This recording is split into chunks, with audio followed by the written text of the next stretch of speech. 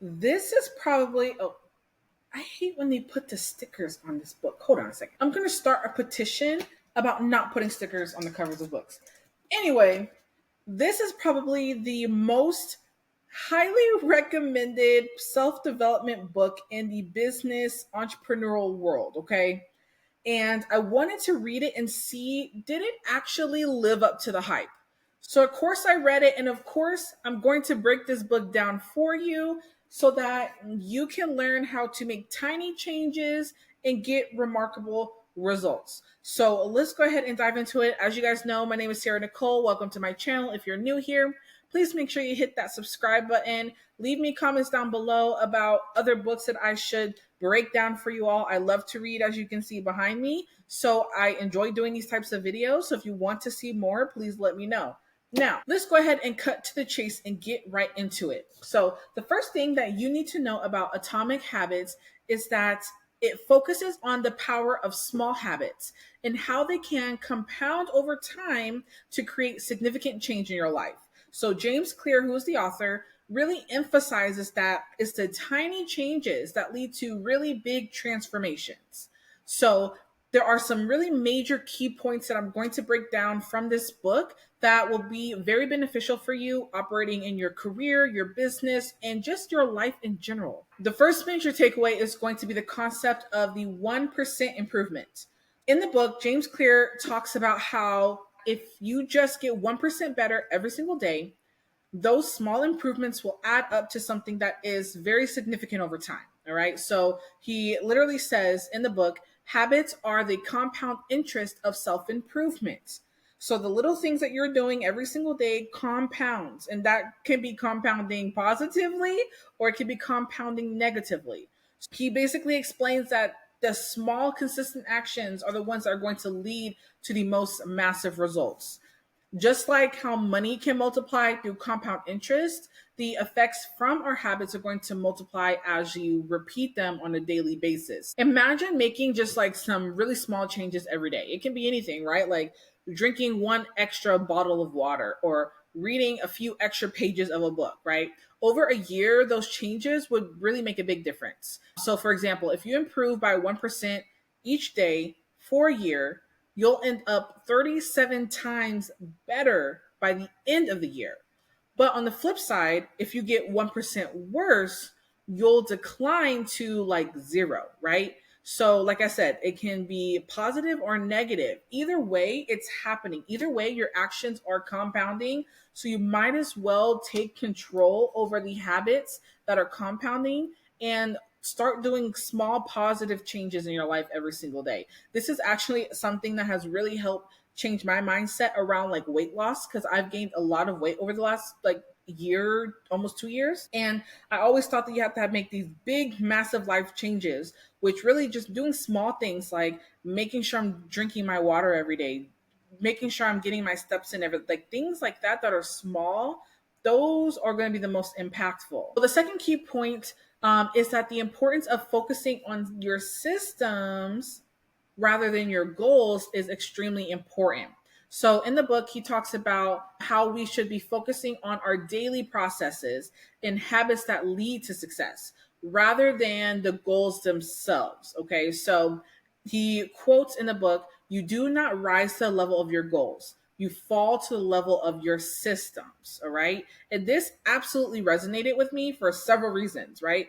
But it's all about creating effective systems and routines that make achieving your goals just almost automatic. For example, if your goal is to write a book, which I'm currently writing a book right now.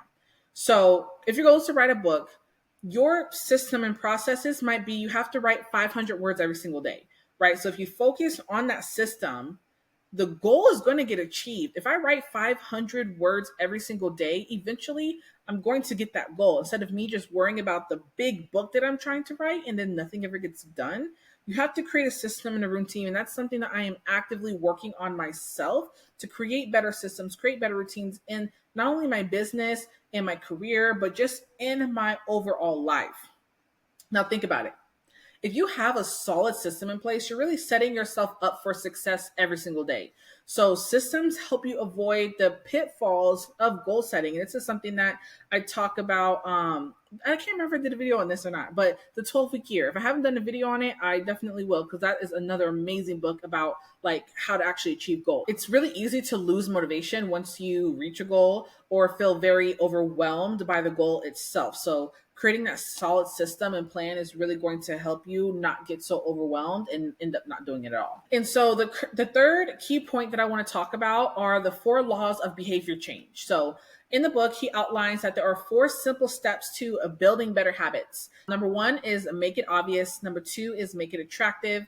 Number 3 is make it easy. Number 4 is make it satisfying. So I'm going to dive deeper into each of these 4 laws. The first one is make it obvious. Okay, so this means designing your environment to make the cues of a good habit obvious and visible. So for example, if you want to drink more water, keep a water bottle at your desk at all times. Like I have my Stanley here with me everywhere I go, no matter where I'm sitting, where I'm going, where I'm doing. I have this here to make it easy and obvious for me to drink my water the way I'm supposed to be. So in the book, he says that environment is the invisible hand that shapes human behavior. We are the product of our environment. So very simple changes in your own environment can make big differences in your daily habits. So if you want to eat healthier, put fruits on your kitchen counter and throw the junk food away or hide it away at the top of your pantry so that you can't see it. The second law is going to be make it attractive.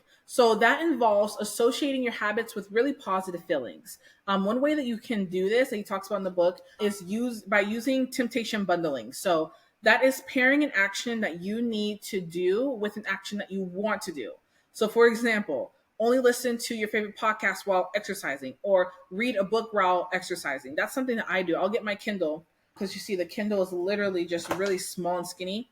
I'll put this on the treadmill. I don't want to walk and do my steps, okay? I'm not a gym girly, which I'm trying to be one, but I love to read. So if I read while I'm doing my walking, I'm more likely to actually do the walking. And the walking is the part that I really need to do in order for me to get healthy and lose weight. So by making your habits a lot more enjoyable, you're more likely to stick with them.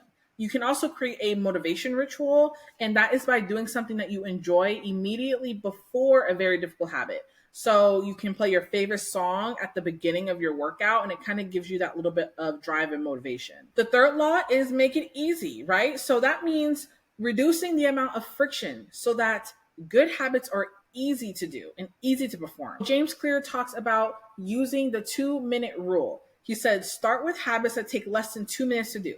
For example, if you want to start meditating, start just meditating 2 minutes a day, right? Or if you want to read, start just reading for 2 minutes a day.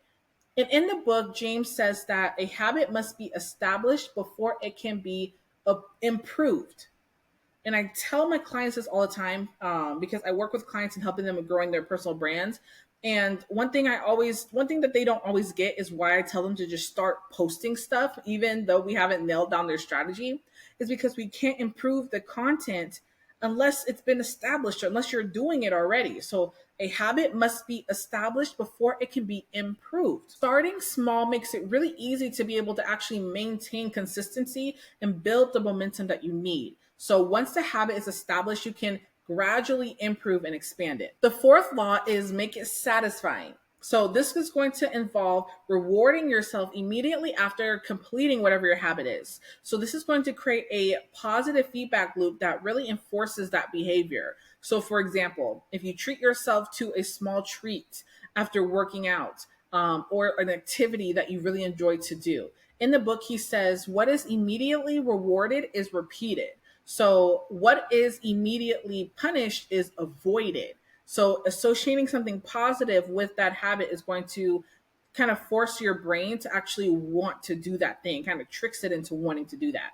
So those immediate awards are going to associate the habit with pleasure, right? And that's going to increase the likelihood that you're actually going to do it consistently. And it's really important to find a reward that you genuinely enjoy and look forward to. Another key point is the role of identity in habit formation. So in the book, James Clear really emphasizes that to build lasting habits, you need to focus on becoming the type of person who embodies those habits.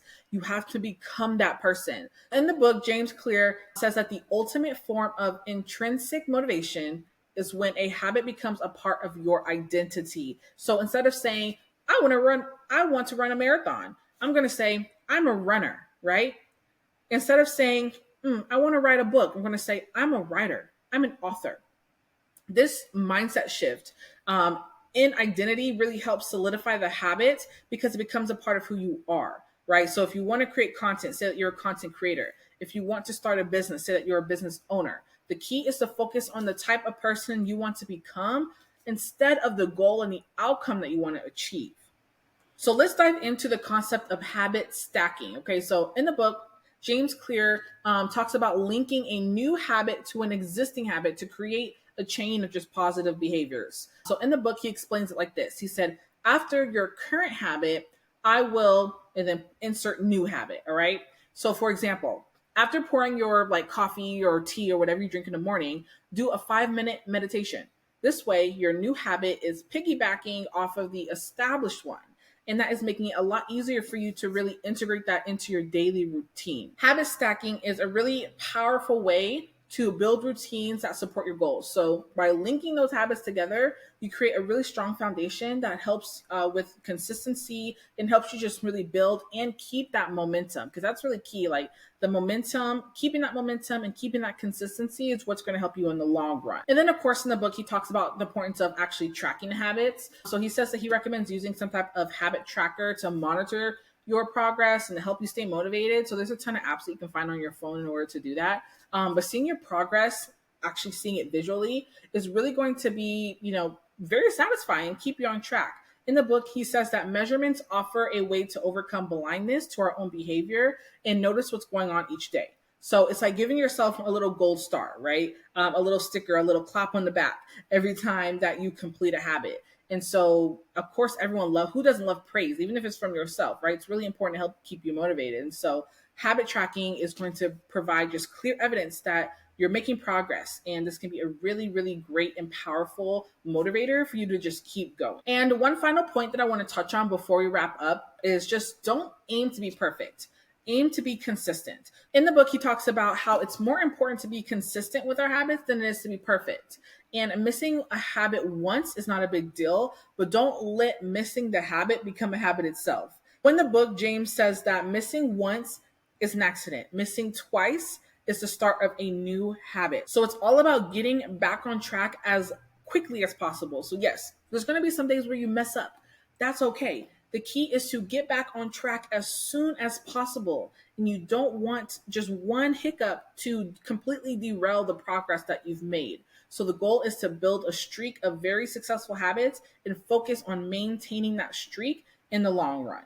So those are the main points that I got out of Atomic Habits. I really hope that this breakdown was helpful for you and helping you just build better habits, build a better life and business and career, whatever it is that you're working towards.